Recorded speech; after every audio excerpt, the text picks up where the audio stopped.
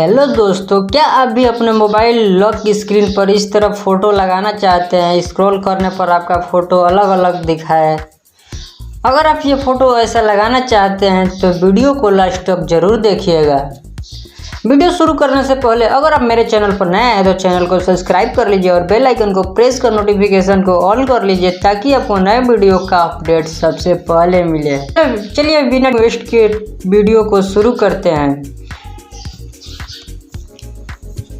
इसको लगाने के लिए सबसे सेटिंग में आ जाना है।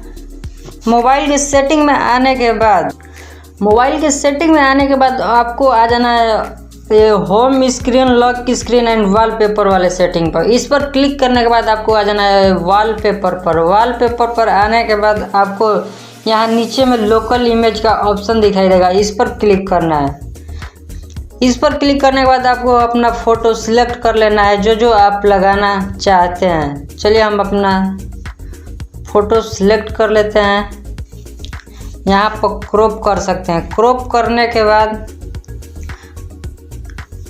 यहाँ पर डेस्कटॉप लॉक स्क्रीन वॉलपेपर पर क्लिक कर ओके कर देना है। ऐसे आप बारी बारी से बहुत सारा इमेज लगा सकते हैं।